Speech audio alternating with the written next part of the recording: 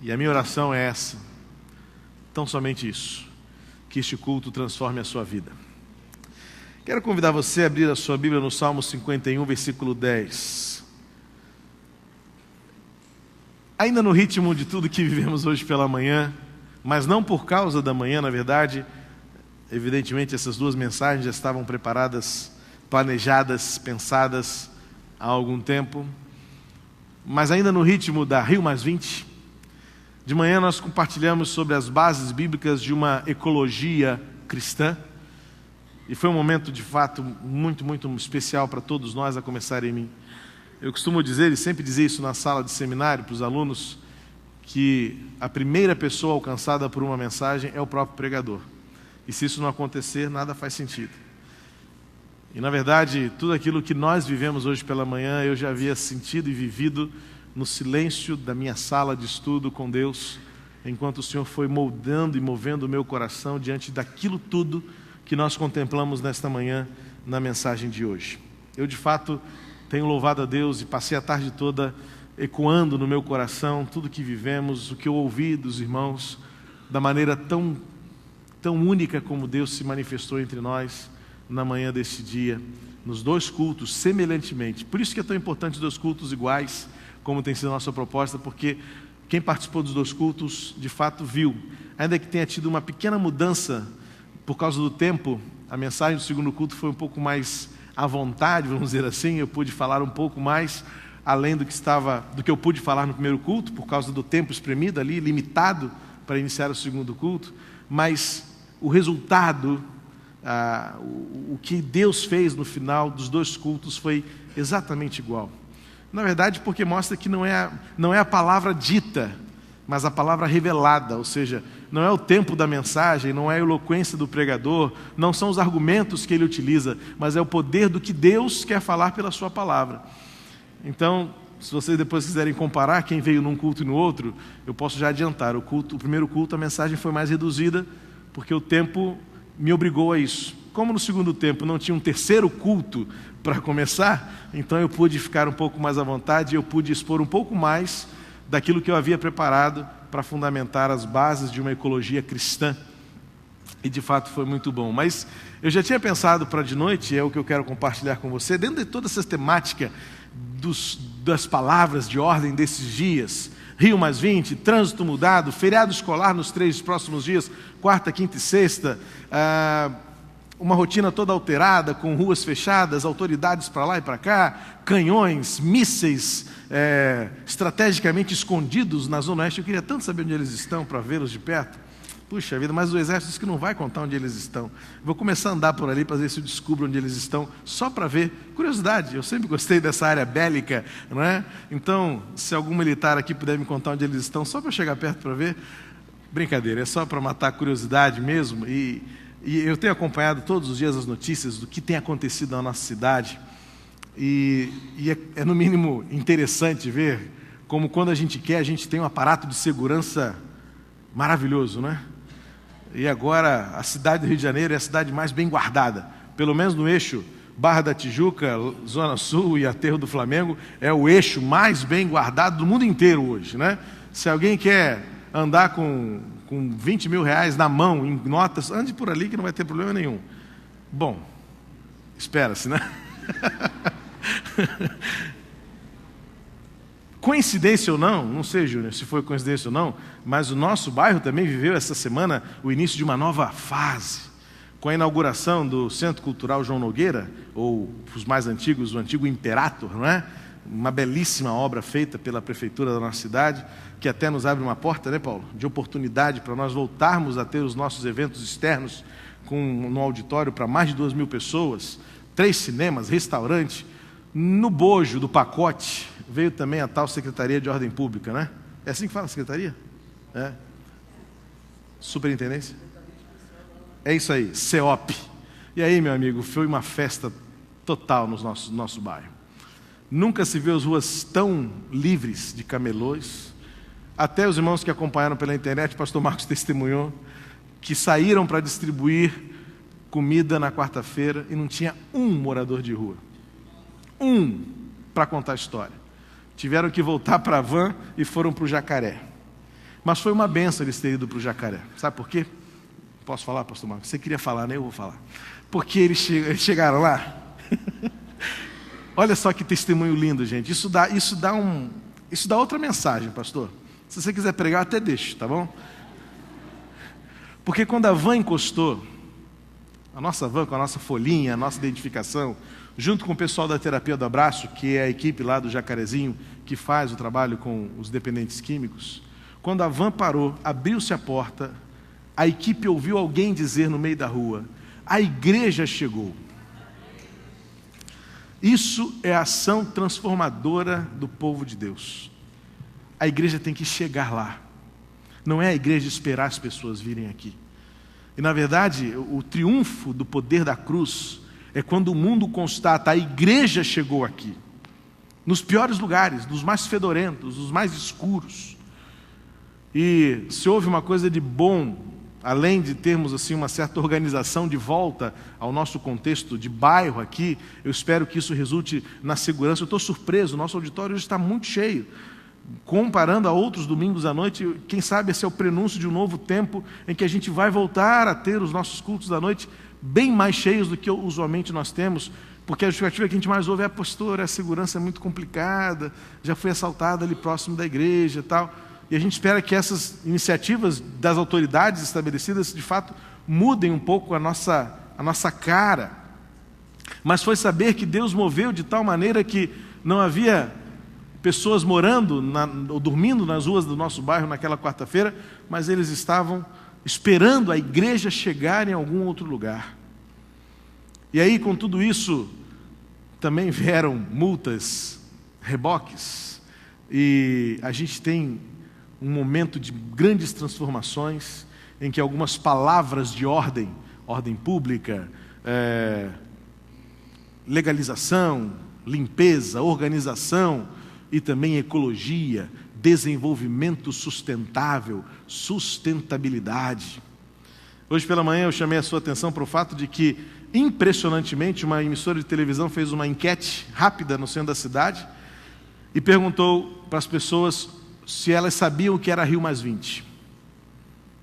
Surpreendentemente, um bom número de pessoas disseram que ouviam falar, mas não sabiam explicar o que era Rio+20.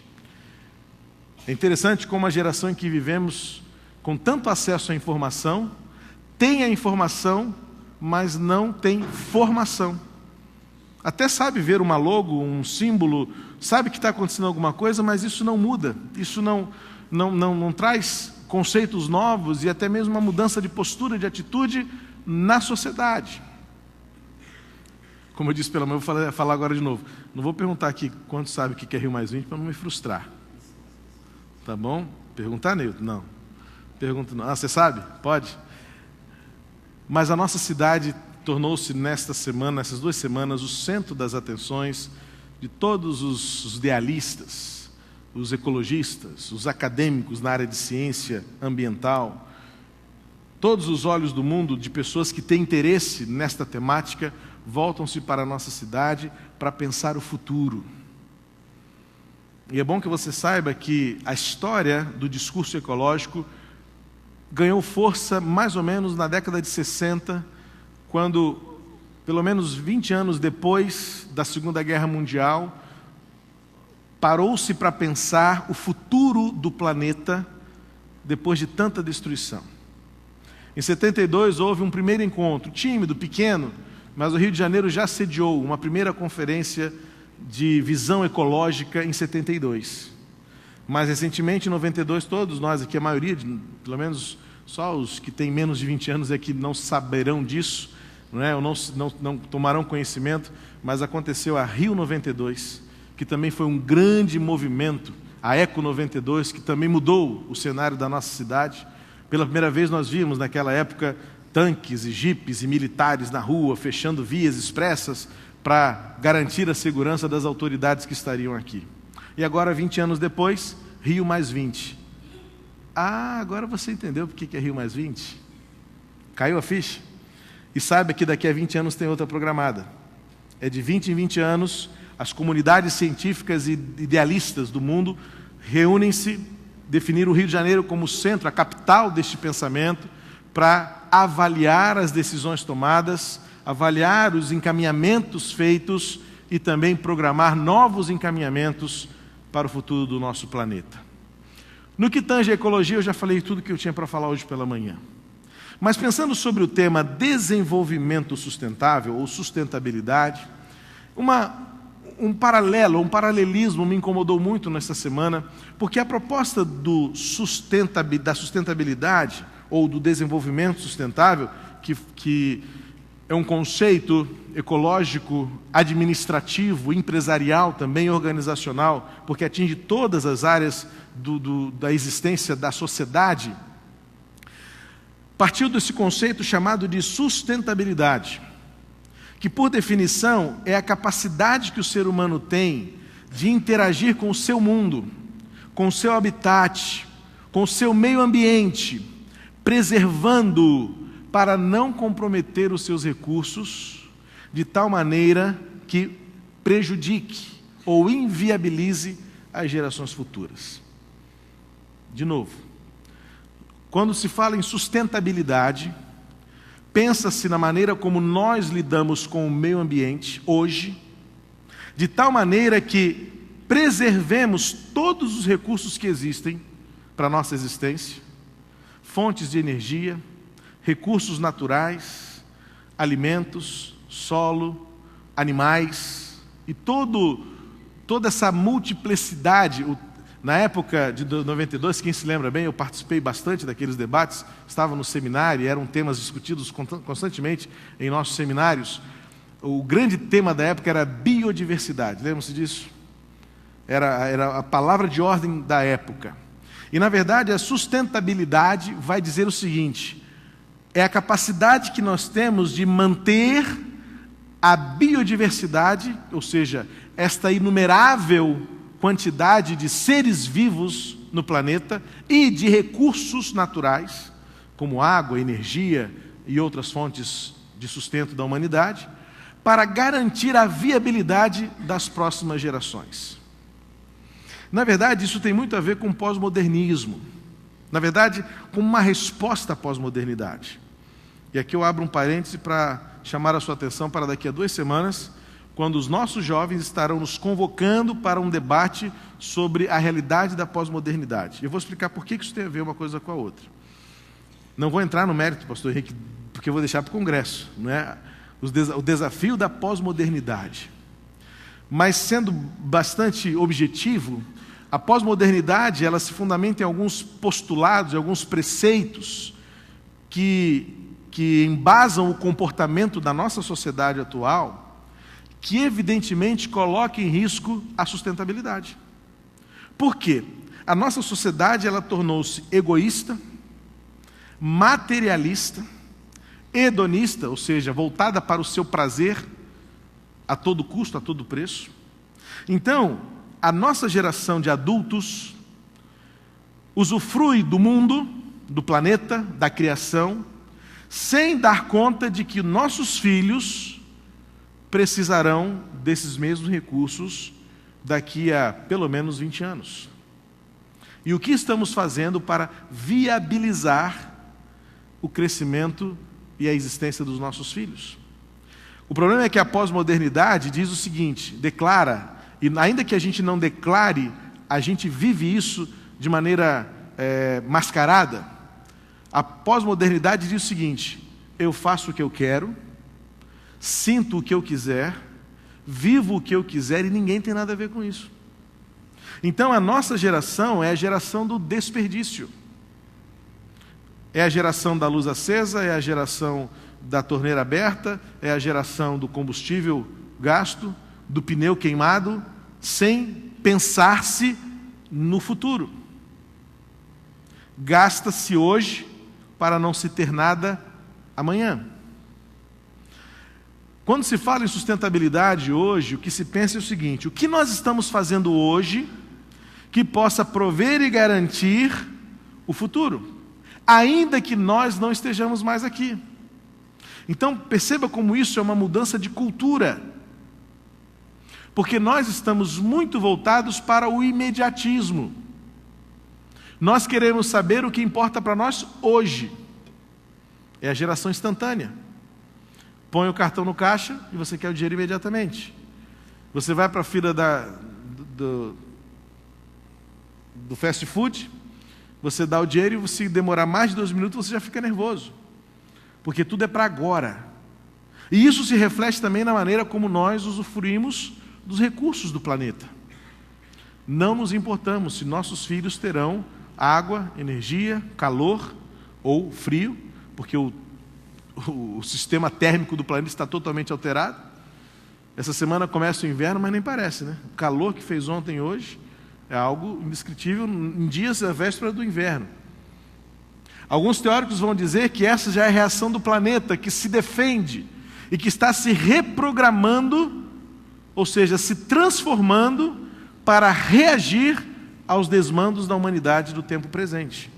Aí é debate para eles lá nas cúpulas das nações. Eu não vou entrar nesse mérito não, é porque tem muita ciência, muito cientista louco dizendo uma coisa e outra, mas é um debate interessantíssimo que você não deveria ignorar isso.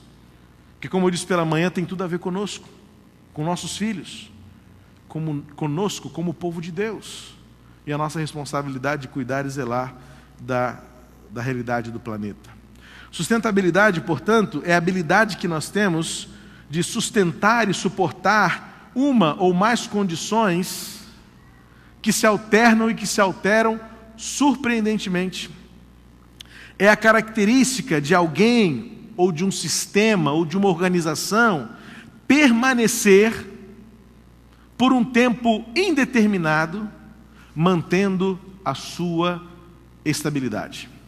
É daí então que vem o termo desenvolvimento sustentável, que por definição, fiz uma pesquisa para encontrar uma melhor definição e escolhi a seguinte: é o desenvolvimento que procura satisfazer as necessidades da geração atual sem comprometer a capacidade das gerações futuras. Isso significa possibilitar que as pessoas, tanto de hoje quanto de amanhã, atinjam um nível satisfatório de desenvolvimento pessoal, social, tecnológico e econômico e de realizarem-se humana e culturalmente, fazendo ao mesmo tempo o uso razoável dos recursos da terra e preservando-a para os habitantes de amanhã. A questão é que eu fiquei pensando muito nessa questão do desenvolvimento sustentável e proponho um paralelismo para a nossa realidade cristã. Fazendo uma aplicação da nossa capacidade, e aí eu vou voltar à definição de sustentabilidade. Olhando por uma ótica mais espiritual dessa nossa realidade integral, o homem não é uma realidade fracionada.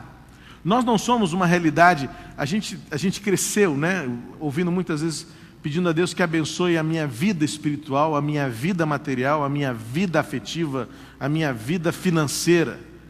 Só que convenhamos, se a vida financeira vai mal, isso afeta também a sua vida espiritual, por assim dizer.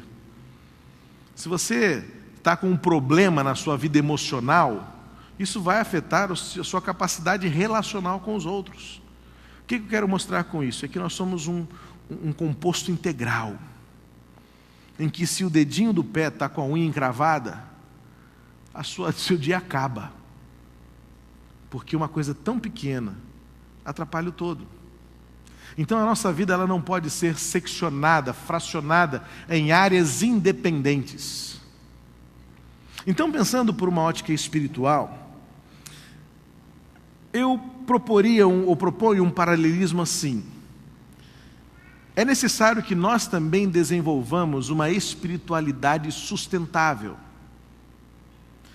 que por um conceito paralelo seria ou é a habilidade de sustentar e suportar a sua fé, crescendo no seu relacionamento com Deus, de maneira tal que você mantenha-se firme, interna e externamente, diante de qualquer circunstância, tendo os olhos na eternidade.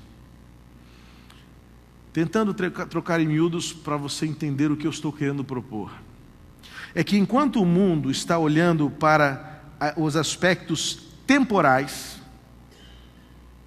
O nosso relacionamento com Deus e a nossa existência completa está baseada na expectativa da eternidade. Mas isso não nos isenta da responsabilidade de zelar e cuidar do que Deus tem colocado em nossas mãos. Planeta, recursos, pessoas, relacionamentos. Mas o fato é que nós precisamos aprender a enfrentar a vida com uma espiritualidade sustentável, que é a habilidade de manter a fé, mesmo quando as coisas mudam, mesmo quando há intempéries, mesmo quando há adversidade. E ao invés de desenvolvimento sustentável, ou melhor, enquanto as nações propõem política e organizacionalmente o desenvolvimento sustentável, eu creio que Deus está nos convocando e os mover do seu Espírito Santo para este tempo de avivamento que tanto esperamos, para uma espiritualidade sustentável, que tem o seu paralelo, sim, na busca por um mundo melhor, que esse é o grande dilema, o discurso desses tempos. E há até uma declaração que eu li essa semana, que diz o seguinte: como nós queremos um mundo melhor, se não estamos preparando filhos melhores para o mundo em que vivemos? Ou seja, não adianta pensar no exterior, no externo, se não tivermos a habilidade de tratar e a coragem de enfrentar a realidade interna do vazio do homem sem Deus. Volto a dizer o que disse hoje pela manhã.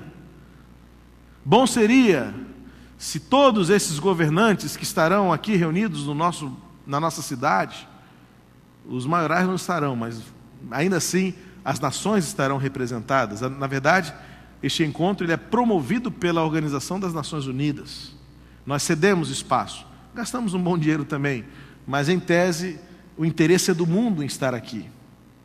Bom seria se esses homens, governantes, autoridades de cerca de 70 países representados aqui, pudessem entender que a mudança não acontecerá de fora para dentro.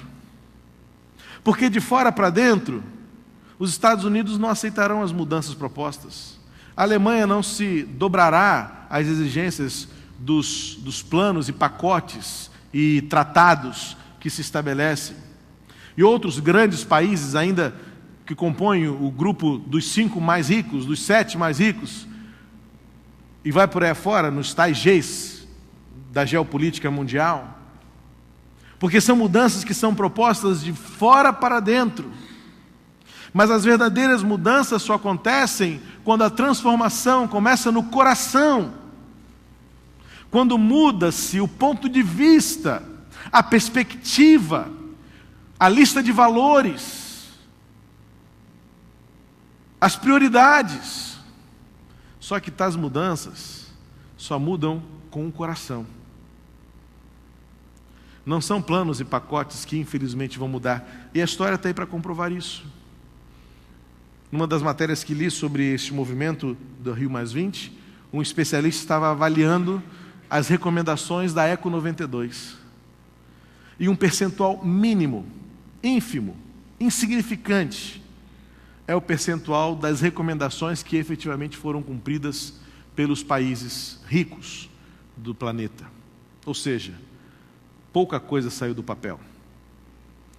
Porque muito da transformação é discurso. Muito da transformação é saliva.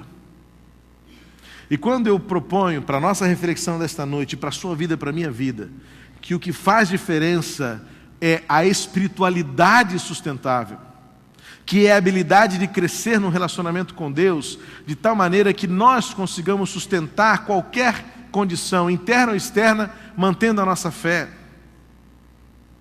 É a espiritualidade sustentável que nos capacita a manifestar o entusiasmo com a vida e sermos os maiores defensores da vida em todos os sentidos, de defendermos a causa contra o aborto, de defendermos a causa contra a injustiça social, contra a morte de crianças, contra a pedofilia, contra o adultério, contra a derrocada da família, contra o crescimento do desmando e do desvio moral da sociedade em que vivemos, em todos os níveis. Precisamos, como homens e mulheres espirituais, desenvolver uma espiritualidade sustentável, que nada mais é do que manifestar entusiasmo com a vida que Deus nos dá, de tal maneira que deixemos um legado para as próximas gerações. Porque a nossa responsabilidade é olhar para os nossos filhos e dizer: que mundo estamos deixando para eles? Ao passo em que olhamos para o mundo e dizemos para o mundo: que filhos estamos deixando para o mundo? Que transformação estamos efetivamente realizando, na medida em que os nossos olhos estão voltados tanto para agora? Eu quero, eu preciso, eu determino, eu exijo, eu não aceito. Enquanto que deveríamos estar gastando tempo manifestando o nosso entusiasmo com a vida, para deixar um legado para que os nossos filhos tenham esperança no futuro que está por vir. Espiritualidade sustentável é viver de maneira firme, cumprindo a missão que nos é dada individualmente, a fim de cumprirmos os propósitos que Deus tem para a nossa geração. Como bem colocou o apóstolo Paulo no seu discurso, no capítulo 3 do livro de Atos, quando ele se refere ao rei Davi, e ele vai dizer que Davi viveu para cumprir o propósito de Deus na sua geração e descansou com seus pais. Espiritualidade sustentável é a nossa habilidade desenvolvida para viver de maneira firme e obedecer e cumprir os propósitos que Deus nos deu individualmente, e não vivermos a omissão num processo reativo, acomodado, de esperar que as coisas aconteçam e acreditar no poeta popular dizendo: deixa a vida me levar. Ao invés de termos um posicionamento proativo, uma iniciativa transformadora, sairmos da cadeira, sairmos da acomodação e vivermos intensamente a obediência de viver e fazer aquilo que Deus quer que nós façamos como povo de Deus, fazendo diferença, vivendo diferentemente. Diz assim o Salmo 51, versículo 10, palavras do rei Davi: cria em mim um coração puro, ó Deus, e renova dentro de mim um espírito estável. Então, antes que você fique questionado ou questionando: pastor, esse negócio de espiritualidade sustentável, isso não é outro modismo, não? Está na Bíblia. Olha o que Davi pede ao Senhor: um espírito estável. Essa é a Nova Versão Internacional. Na Revista Corrigida, ou Revista Atualizada, na versão mais tradicional, mais antiga um pouco, a tradução do hebraico para o português está assim: cria em mim um coração puro e um espírito inabalável. Não foi o que eu acabei de propor como espiritualidade sustentável? A nossa habilidade em resistir a todas as circunstâncias, favoráveis ou contrárias, mantendo a fé? O Salmo 51 é um salmo em que Davi está choroso, profundamente doído. Ele diz no seu testemunho, é um salmo grande, não vamos lê-lo todo, mas eu resumo para você um momento, para mim, mais emocionante do texto, quando ele diz que a vontade dele era pegar algo como se fosse hoje uma lã de aço, e esfregar o seu corpo inteiro com algo parecido com vinagre, para tentar tirar de si o cheiro do pecado. Porque o Salmo 51 foi a declaração de confissão, arrependimento de Davi, logo depois de ter pecado, o pecado odioso do adultério com Batseba. E quando o profeta Natã denuncia o seu pecado, primeiramente ele diz assim: que homem mau é esse que fez isso? Eu vou lá e vou matar esse homem. E Natã fala assim: esse homem foi você, cara. Você que pecou feio desse jeito. Matou um homem para ficar com a mulher dele. Crime passional. Lembra que eu falei de manhã que o salmista parecia que leu, foi o profeta Oséias, que eu falei que parecia que tinha visto os jornais da cidade, né? Tá aí, ó, Natã também, parece que viu o jornal de ontem. Quando a irmã da mulher lá, que está não sei onde, morreu por crime passional, assassinada. Davi fez isso.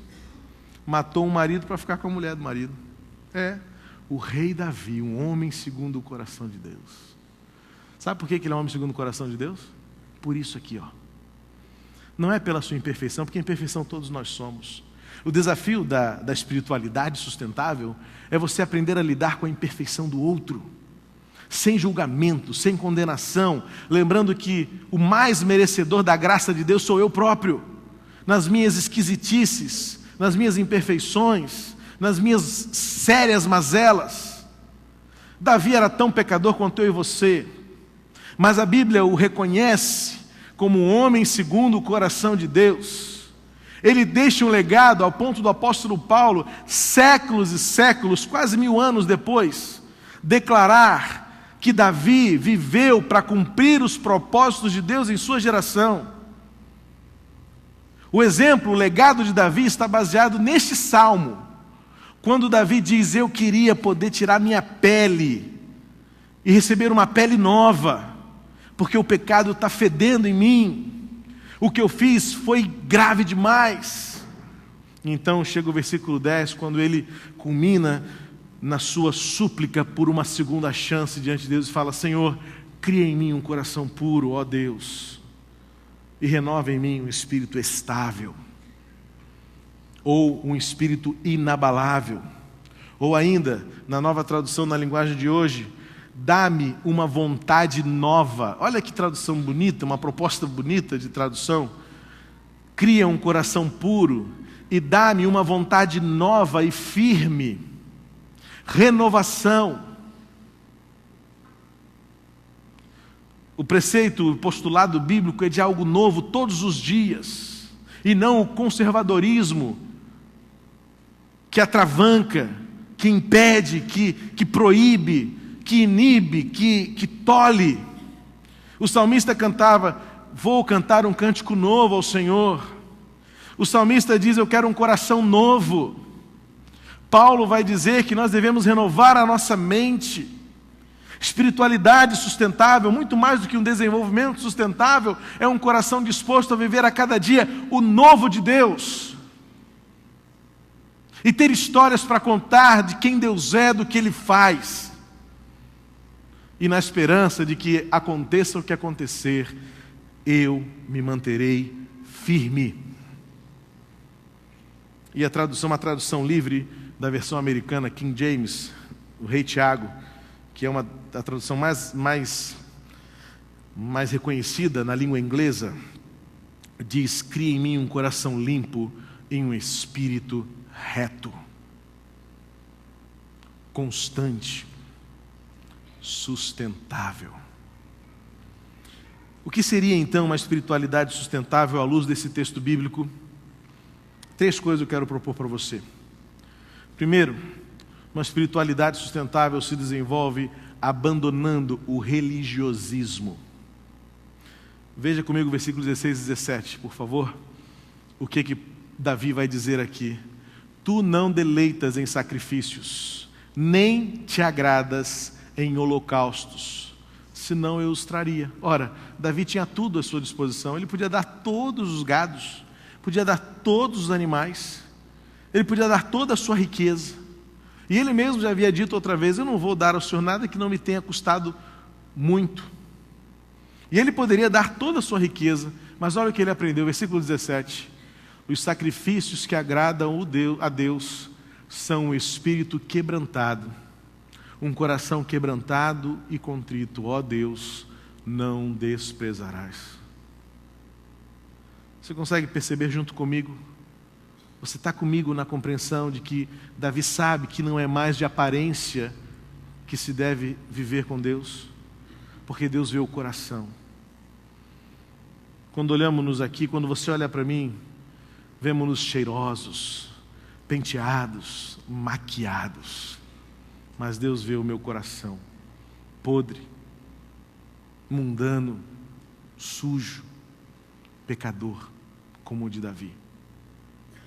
E eu não conseguirei desenvolver uma espiritualidade.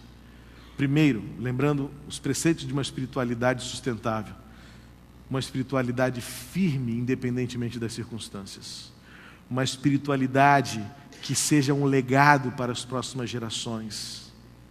e uma espiritualidade que me faça agir conforme a missão de Deus para a minha vida. Não é cumprindo uma religiosidade de ritos e sacrifícios, num legalismo aparente, numa religião para agradar aos outros, mas num coração quebrado, humilde, contrito diante de Deus. E Davi fala: isso sim, Senhor, o Senhor não desprezarás. Uma espiritualidade sustentável se desenvolve deixando de lado o religiosismo para abraçar o quebrantamento. Amados, este é um tema que tem me incomodado muito nos últimos tempos. Arrependimento. Nossas fileiras estão cheias de remorso, mas pouco arrependimento. Foi remorso que levou Judas à forca. Remorso é a nossa incapacidade de voltar e pedir perdão, pelo orgulho, pela altivez, ou talvez até mesmo pela religiosidade. Como as pessoas saberão e reconhecerão e saberão que eu não sou tão correto quanto elas pensam? Nós não temos a capacidade de voltar e pedir perdão. A diferença de Judas e Pedro é apenas esta: o pecado foi o mesmo. Os dois traíram a confiança de Jesus. Você pode até dizer que o de Judas foi mais grave. Aos olhos de Deus não existe pecadinho e pecadão, não. Os dois pecaram feio. Judas porque entregou Jesus aos seus adversários. Pedro porque disse que não conhecia. Pedro mentiu. E sabe quem é o pai da mentira? A Bíblia nos ensina: Satanás. Portanto, você e eu entendemos que não há diferença no pecado. As consequências às vezes mudam, se alternam, se agravam, mas a essência do que é pecado é a mesma. E sabe qual foi o grande diferencial entre Judas e Pedro? Após o pecado, o cometimento do pecado, Judas foi e se enforcou. Pedro chorou e se arrependeu. E clamou por misericórdia. E teve vergonha de olhar nos olhos de Jesus novamente. Até que Jesus o restaurou, o perdoou e deu a ele uma nova vida. Quando disse: vem e apacenta as minhas ovelhas. O que muda, o que faz de nós um coração contrito é a nossa capacidade de arrependermos-nos daquilo que fizemos, de voltar e pedir perdão, e de deixar a graça de Deus se restaurar e se manifestar num abraço reconciliador. Quantas vezes lidamos com enfermidades da alma, fruto da semente do remorso, de pessoas que não estão mais aqui e não temos mais como pedir perdão a elas, ou não temos mais como perdoá-las. E então nutrimos em nosso coração o remorso, o ressentimento, a dor, e não conseguimos desenvolver uma espiritualidade sustentável que nos capacite a enfrentar toda a adversidade e manter firme a nossa fé. Uma espiritualidade sustentável que nos habilite a deixar para os nossos filhos um exemplo pelo qual seremos lembrados de alguém que viveu para cumprir o propósito de Deus em sua geração. Uma espiritualidade que nos mova e nos leve a fazer diferença, obedecendo ao Senhor, cumprindo a missão que Ele nos tem dado pelo exercício dos nossos dons, e não apenas sentados nos bancos das igrejas do mundo inteiro, de todos os tempos. Por isso Davi diz: não é da religião de aparência que o Senhor se agradará. Em segundo lugar, esse texto nos ensina que a espiritualidade sustentável se desenvolve por meio da santificação. Versículo 7 e 9 desse texto, de Salmo 50, diz assim. Salmo 50, versículos 7 e 9. Ouça, meu povo, pois eu falarei. Vou testemunhar. Desculpa, 51, né? Purifica-me com esopo e ficarei puro. Lava-me o mais branco do que a neve serei. Faze-me ouvir de novo júbilo, alegria, e os ossos que esmagaste exultarão. Esconde o rosto dos meus pecados e apaga todas as minhas iniquidades. Santidade algo que ainda tem sido um desafio para nós entendermos e vivermos. Há um conceito usual de que santidade é separação. Algum tempo atrás eu voltei a este tema com a igreja e disse que esta não é a melhor definição. Porque ser separado pode nos dar o equívoco de entender que no monastério somos mais santos do que vivendo aqui no centro urbano. Só que, algum tempo atrás eu li uma definição muito interessante e própria para santificação. O processo da santificação é cada vez mais concordar com o que Deus concorda e odiar o que Deus abomina.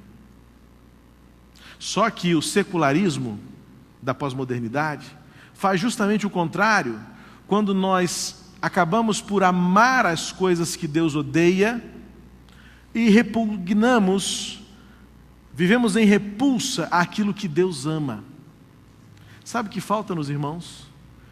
Algumas vezes eu fico pensando que não falta-nos mais Bíblia não, porque o que nós mais temos no país é Bíblia. Você deve ter umas 3 ou 4 na sua casa. Eu tenho mais de 30 nas minhas estantes. De todas as línguas, versões, tamanhos.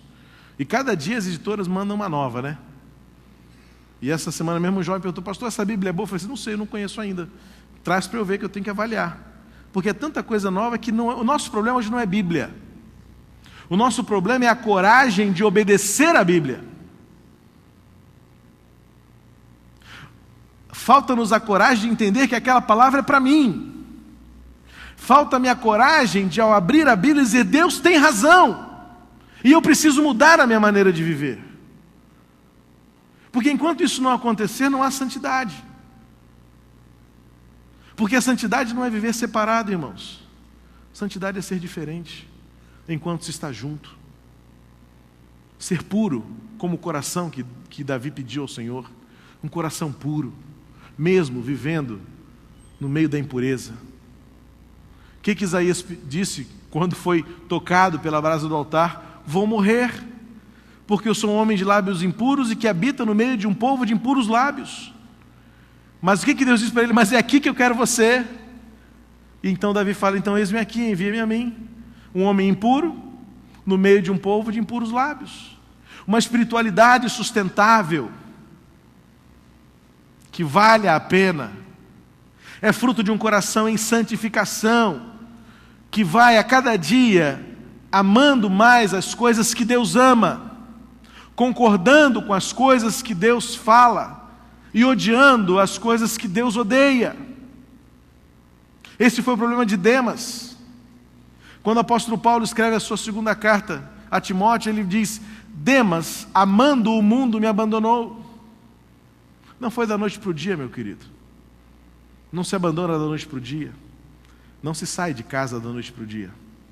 Um casamento não acaba numa noite. Foram tijolos após tijolos que foram tirados da parede. Buracos e mais buracos que foram feitos e não foram reparados, que fragilizaram a estrutura da nossa alma. E então, quando nós nos demos conta, nós já estávamos abraçados pelo mundo. E começamos a achar que as coisas que Deus abomina são tão normais. Mas uma espiritualidade sustentável, que é aquela que nos dá a capacidade de enfrentar toda a adversidade, mantendo a fé. Porque alguns desistem. Porque não tem uma espiritualidade sustentável. Porque vem a contrariedade, vem o diagnóstico, vem a morte, vem a perda, vem a partida, vem o desemprego, vem a falência, e nós então nos desestruturamos, não temos fé para suportar. A nossa espiritualidade não é sustentável, ela é volúvel. Mas então Davi nos ensina que uma espiritualidade sustentável é fruto de uma vida em santificação. Uma fé que não se abala, uma fé que é exemplar, uma fé que se motiva na ação, na vida prática da vida cristã em serviço, em favor de Deus, em favor dos outros. E por último, uma espiritualidade sustentável se desenvolve vivendo a alegria da salvação. Versículo 12 diz assim no Salmo 51: devolve-me a alegria da tua salvação e sustenta-me com o espírito pronto a obedecer. Devolve-me a alegria da tua salvação. Veja bem, Davi queria viver muito mais do que apenas a certeza da salvação. Ele queria viver uma alegria entusiasmante. Ele queria ter a convicção e mostrar esta convicção para os outros, de que nada faz sentido se não formos salvos por Jesus. Salvação é o começo por onde parte uma espiritualidade sustentável que faz diferença no mundo em que vivemos. Davi sabia disso e por isso ele pede ao Senhor: não me deixes perder a alegria da salvação que há em ti. E você? Se fôssemos medir, se pudéssemos escalonar o nível de sustentabilidade da sua espiritualidade, da sua fé, em que nível ela estaria?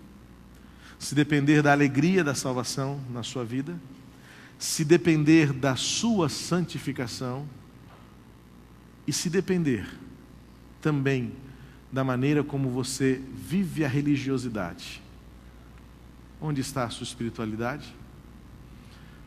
Ela resistirá às intempéries da nossa existência humana. Ela tem sido um legado, um exemplo a ser seguido pelas próximas gerações. E por último, ela tem lhe motivado a servir ao Senhor com alegria e cumprir o propósito e a missão que Deus deu a você neste tempo, nessa geração.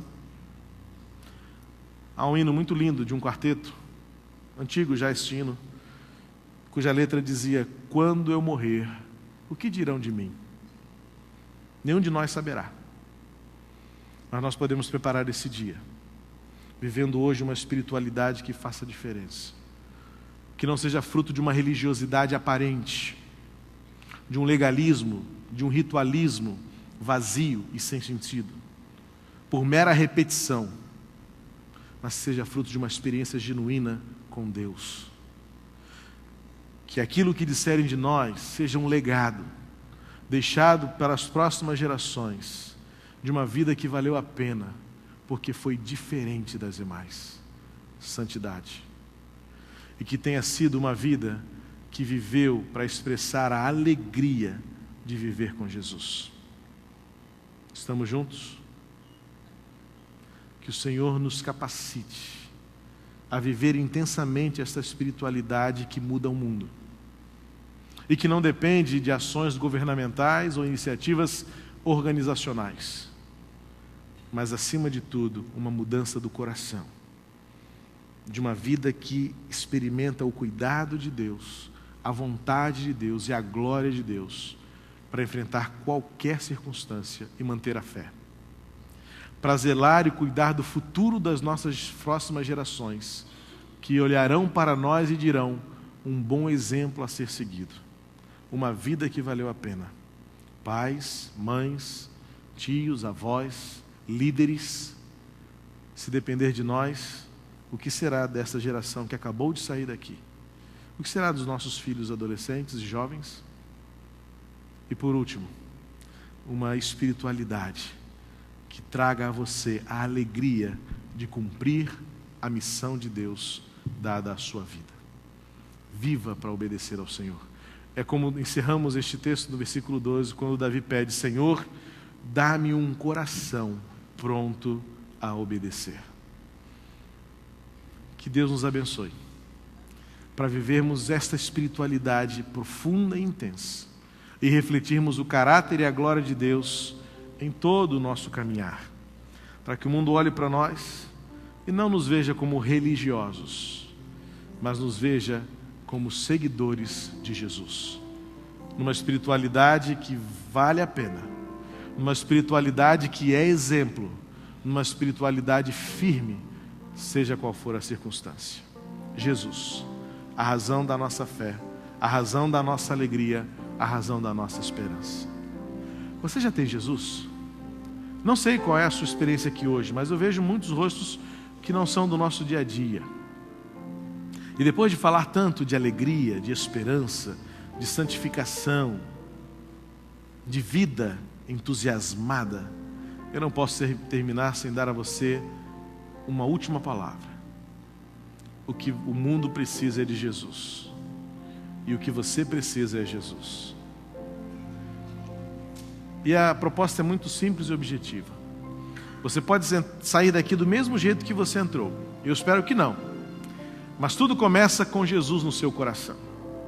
E você fala assim, não, mas eu conheço Jesus, eu já ouvi, gosto muito, eu ouço muito falar isso. Gosto muito de Jesus, respeito muito a religião. Você entendeu que eu não falei de religião?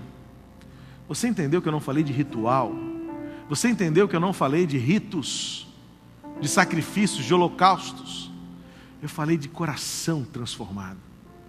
Então, ou você entende de uma vez por todas que o que você precisa é de uma mente, um coração novo, para enfrentar a vida com uma nova visão, e ter uma nova esperança, e ter um novo sentido. Eu digo a você em nome dele, Jesus, só ele faz isso em nós. Ele é a mudança que começa no coração e se vê no exterior. E enquanto você não declarar Jesus como o Senhor da sua vida, nada disso tem sentido, nada disso acontece.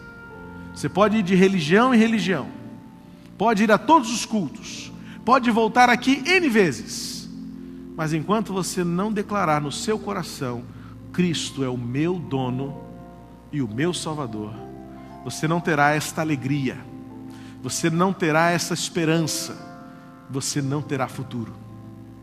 E eu digo isso no poder da palavra de Deus, que o seu futuro depende de Jesus.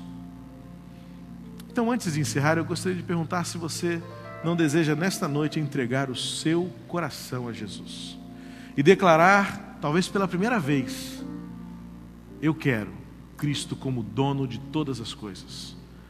E aí então você vai começar a experimentar a verdadeira espiritualidade que se sustenta diante de intempéries e circunstâncias adversas, que é um legado para as próximas gerações, um exemplo a ser seguido e que acima de tudo revela os propósitos de Deus para a sua vida.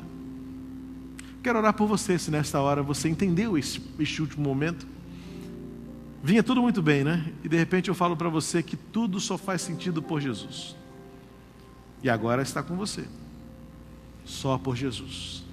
E se você ainda não tem Jesus, você não adianta você dizer, eu gosto, eu venho, eu sigo, eu acredito. Não. A Bíblia é muito específica em dizer, se com a tua boca confessares e em teu coração creres que Cristo é Senhor, serás salvo. Enquanto você não declarar isto, Cristo é o meu Senhor, e eu quero viver para fazer a vontade dEle, nada acontece. Então eu quero dar a você essa oportunidade nessa noite, para que você saia daqui diferente de como você entrou, efetivamente. Você não precisa dizer isso em voz alta, e nem para mim, porque não é para mim que você diz nada, é para Deus, que está presente aqui pelo seu Espírito Santo, e Ele ouve o seu coração. Ele ouve as estrelas, como disse hoje pela manhã, nós vimos hoje pela manhã. Ele ouve as estrelas, Ele ouve as feras dos oceanos, Ele ouve sons onde nosso ouvido não consegue alcançar. Ele vai ouvir o seu coração também, que além de pulsar, o coração que reflete a glória de Deus nessa hora. Um coração que pode ser novo. E eu pergunto então, se há neste lugar alguém que deseja, em seu coração, declarar Cristo como Senhor, para viver uma espiritualidade nova, sustentável, absoluta, plena, que realiza e cumpre os propósitos de Deus para você. Se alguém entre nós, levante uma das mãos onde você está, eu quero orar pela sua vida. Há alguém entre nós que deseja neste momento declarar Cristo como Senhor do seu coração e da sua vida, lá na galeria, aqui embaixo, nas colunas, onde você está, um gesto apenas, eu vou identificar você e vou orar pela sua vida agora, mediante a sua decisão, o seu entendimento de que Cristo é o Senhor, e isto para a glória de Deus Pai em você. Há alguém entre nós? Que o Senhor nos capacite, nos mova, nos fortaleça e nos motive a uma espiritualidade realmente sustentável, plena, naquilo que Deus é e faz em nós e por meio de nós. Cria em mim, ó Deus, um coração puro e renova em mim um espírito estável. Que Deus assim faça conosco, para que a nossa espiritualidade mude o mundo, por meio de um legado, por meio de uma fé inabalável, por meio de ações que reflitam a vontade de Deus para nós. Vamos ficar de pé e vamos entoar este cântico que diz que eu quero um coração igual ao teu, Senhor, um coração disposto a obedecer, um coração reto, puro, limpo, e um espírito reto, inabalável, estável, firme diante de toda circunstância. Vem, Senhor, e dá-me um coração igual ao teu.